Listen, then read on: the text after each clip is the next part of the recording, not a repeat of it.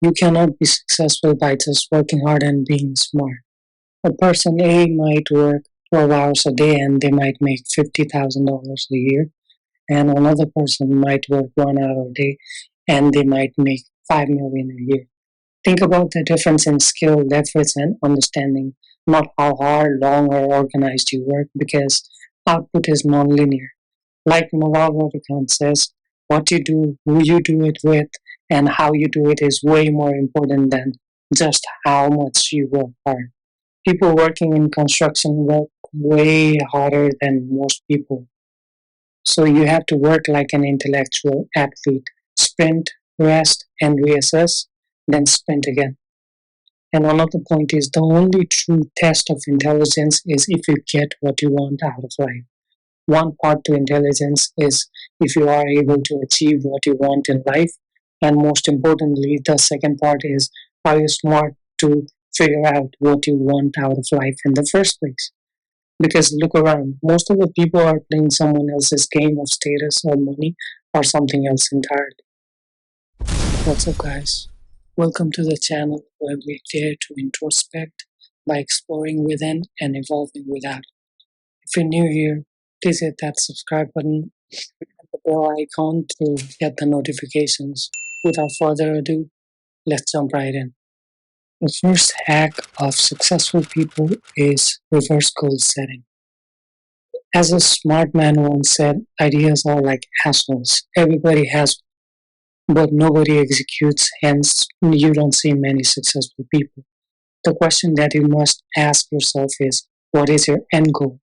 And the more detailed and specific it is, the better it will be. Let's say you want to be in the best shape of your life, so you have to break it down into how you can achieve it. Let's say the factors could be diet, like you can consume only nutritious food, or you can go another route and think about the workouts where you build more muscle and lose body fat. And the most important one could be your sleep if your sleep is really bad. The first method to set your goals is the smart way. 12% body fat for better health in 3 months. This kind of vision will allow you to achieve your goals faster. What SMART stands for is specific, measurable, achievable, relevant, and time bound. But let's say you are at 40% body fat and you want to achieve 12% body fat within 3 months, then you know that it's not achievable. So you need to think about SMART setting. But my favorite way of setting the short term goals are NICE goals, which stands for near term, input based, controllable, and energizing. So, while setting NICE goals, what you focus on are the near term goals like daily goals, weekly goals. An example of NICE goals could be I want to achieve 1 million subscribers in my YouTube channel. The thing about that is it is beyond my control. So the thing that I can control is I can make better quality videos than I made before, or I can increase the quality of the audio so that it could be easier for the people to hear it. And most of all, I should be enjoying it no matter how many viewers or likes or subscribes that I get. The second hack successful people use is the concept of periodization. It is the concept where the time is broken down into subsequent parts, like, say, a year is broken down into a quarter where we have some goals and then aspire to achieve it. Or we can break down a day into 4 quarters so that we act with a sense of urgency to bring our ideas into action. First is the concept of 12-week year, where we can get more done in 12 weeks than most people do in 12 months. So a year is broken down into 4 quarters, with each quarter having 3 main goals. Think about if we have more than 3 goals, then we cannot focus on it. So in each quarter, we only have 3 goals and focus on achieving all of the goals. The goals can be further broken down into daily habits that we can do in order to achieve our goals. So when we have broken down the main goal into sub goals, it will allow us to have better clarity and focus on it. Furthermore, if we think about it, when we replace annualization with periodization, it has a psychological effect on us. Like the first one is we have a sense of urgency because of the deadline effect. Remember, during our school days, we would uh, finish our assignments at the last moment, and how easily we could get the work done in like a day, which would have taken us probably a month. And the second psychological effect is the Parkinson's law, which says work expands to fill the time available for its completion. Let's say today is Monday and we've given us ourselves a week to finish a task, then it's going to take us a week. But let's say we just a time block on our calendar for Tuesday from 8 to 10 a.m., then we're going to finish it by 2 hours. The second method of periodization can be done daily by splitting the day into 4 quarters from morning 6 a.m. to 9 a.m., afternoon 9 a.m. to 1, evening 2 to 7, and night 7 to 11. The reason this works is because it is a circuit breaker for the negativity that can easily spiral and with practice creates a healthier and more positive mindset. It will allow us to reset a negative quarter and get along with our day. Like, think about it. If something goes bad in a day, then we just postpone it to do the task for the next day. But if we split the day into 4 quarters, and if we have a negative quarter, then we can just bounce right back.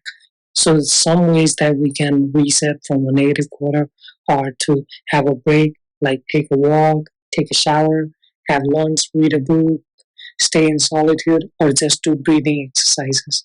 This will allow us to get back up and just move along with our day.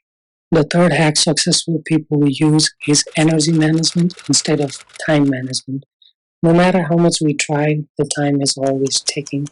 We can be productive, we can be lazy, no matter what, time will always move forward. Hence, rather than time management, we should learn to manage our energies.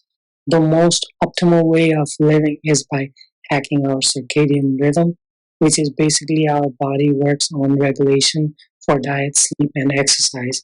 The early morning sunlight helps to maintain our circadian rhythm. Here's the sample of my energy ebbs and flows for creative and analytical tasks, which you can use and try it for yourself. The fourth hack successful people use is the concept of second brain or a commonplace book. It is a method of offloading your cognitive resources so that you don't have to remember anything and perform high level tasks. The second brain can be in the form of note taking or making reminders. A calendar is a concept of second brain where we offload our cognitive resources and it can also be used for future reference. Throughout our day, we are constantly bombarded with notifications, phone calls, and everything else that affects our brain health and does not allow us to function optimally. So, second brain can be used in order to function at our optimum level. Second brain is not a present concept, it's a really ancient one. People like Leonardo da Vinci have been using it to take notes for a long time. As you can see, this is the first manuscript by Leonardo da Vinci, which are completely detailed. And the next one is the anatomy from the 16th century. As you can see how useful a concept of second brain can be. Other than Leonardo da Vinci, here are some people who use the personal knowledge management.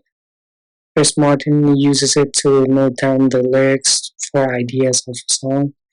MKBSD, who is also known as Marcus Brownlee on YouTube, to note down phone experiences and specs of the phone before making a video.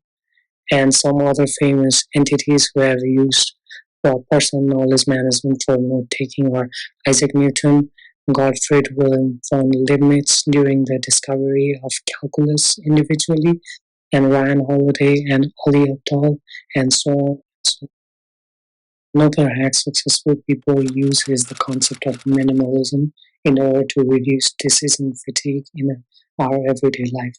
Minimalism is not about having more or having enough. It's about just having the right amount and have a little for yourself. Everything in our life is scattered to owning, doing, and consuming, which is taking up space in minute chunks. The less indulgent you are, the more you have to live. Manage what you own, do, and consume, then you have more space for yourself. The physical and mental decluttering allows for space to break the overconsumption cycle. As there is a saying, less is more, so we only have to use what is necessary for efficiency and product output.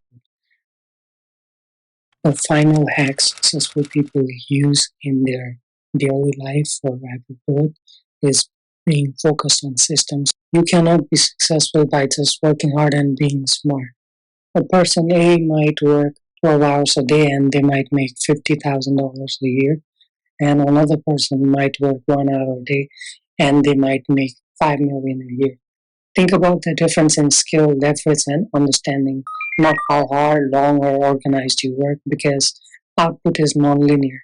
With that, you know the hacks successful people use for rapid growth, and I'll take my leave for this video. If you want to check out what successful people have in common, then check out this video right here. I'll see you on the next one. Have a great day.